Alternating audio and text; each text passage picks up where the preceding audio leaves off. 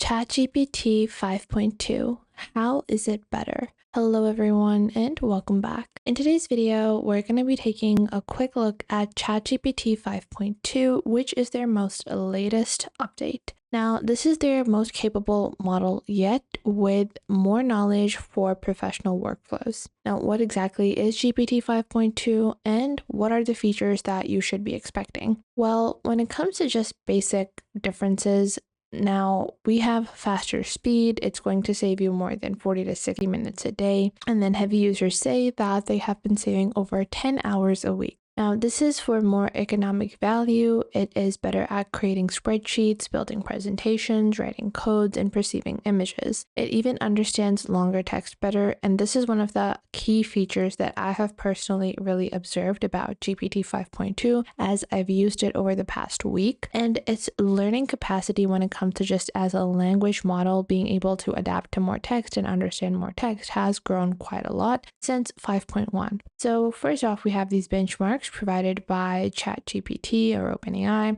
and then you guys can see that the overall model performance. So we have wins and ties in the case of knowledge work tasks, and GPT 5.2 is going to be outranking by a very large rate. And you guys can see they have GPT-1 thinking and then GPT 5.2 thinking. So you guys can see that the types of sheets, the capacity for that has grown pretty largely. And when it comes to GPT 5.2's coding capabilities, you guys can see this dark blue line represents GPT 5.2's accuracy and output tokens. So it's not too high up when it comes to tokens, but the accuracy that it has shown is pretty amazing. Now, this is where I personally really love GPT 5.2 is long context. So this is the model's ability to integrate deep information. So if you have multiple different documents, PDFs, files, and you wanted to understand the information and give you output,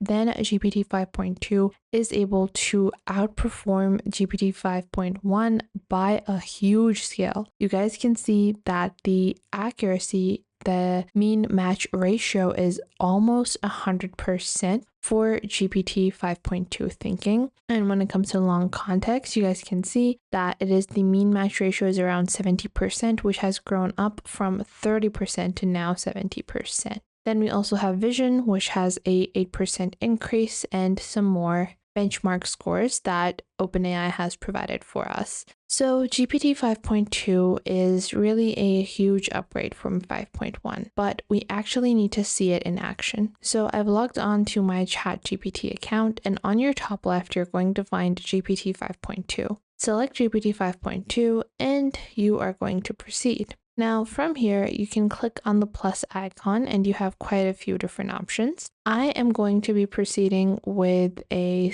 simple query first. So I want to create a sample Excel sheet, which can be used to calculate salaries for my employees. My employees are working on project to project basis, and I want a simple solution to calculate salaries. I have 5, let's say, employees, or let's go with a larger number, 15 employees, and they get paid monthly based on however many deliverables they provided. Now I have given it a pretty standard prompt. Now, one thing I do recommend is that you always try to be as detailed as possible in your prompt, even if you're working with 5.2, because when it comes to just your general setup, if you have a very generalized prompt, hey, I want a Excel sheet, which is for calculating salaries, it's not going to understand your salary the way that you are going to be paying your employees. So it's really important to add that. So it has suggested that I have a monthly salary calculator. This would be the sheet name, that I have the column structure where we have the header name and the description, and then we have some sample data within this as well. So you guys can see net salary. So if I want, I can use this and then add this myself, or just use the sample sample data and then start adding everything across by myself. Now, from here, you guys can see that it is asking me that if I want a complete ready to download Excel file, then it can add that. So I want create a complete download Excel file. And now I'm just going to wait for it to create the complete Excel file, and then I can view the data in Excel. So no longer do you have to do long lists and long sheets by yourself. You can simplify a lot of that with the help of ChatGPT 5.2. So you guys can see it has created my XLS file, and this is the way that it looks.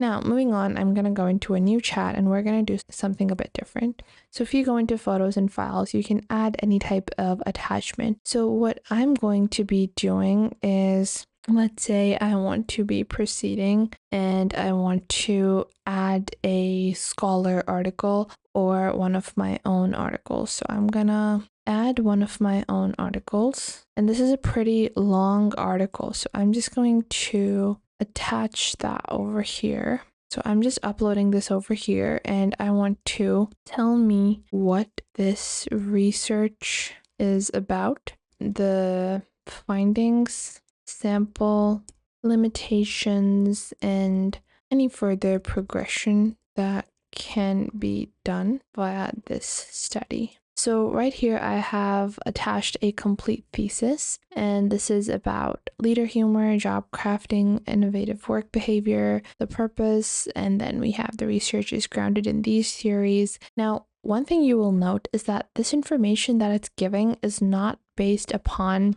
Google articles. It's completely giving me a summary or a fine-tuned version of this PDF that I uploaded. Then the sample characteristics, male, female, the age ranges, marketing, employment, as well as the measures used, the research design that we have, and then we also have key findings with our demographic variables, so on and so forth.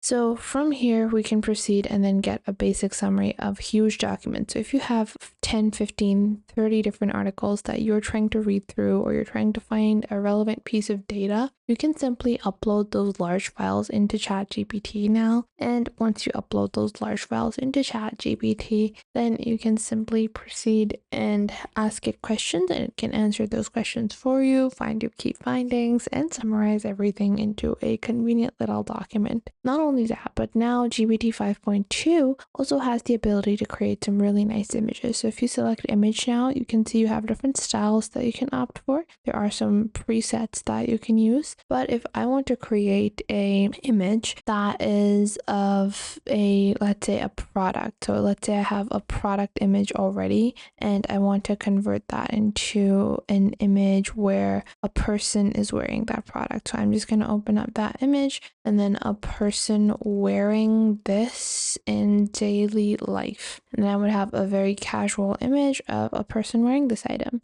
And just like so, you will actually see the huge improvement when it comes to using GPT 5.2. Right now, I'm just going to wait and see what type of image it creates for us. And even though I was not very detailed with my prompt, with the new updates in GPT 5.2, image creation also has been made a whole lot better and easier to do. No longer do you have to rely on multiple tools to do all of your needs. GPT 5.2 has you covered. So you guys can see this is a person wearing it in daily life, and it looks pretty amazing. So if you want to get started with GPT 5.2, make sure to click on the link provided in the description down below. Thanks for watching, and if you enjoyed this video, make sure to leave a like and subscribe, and I'll see you guys in the next one.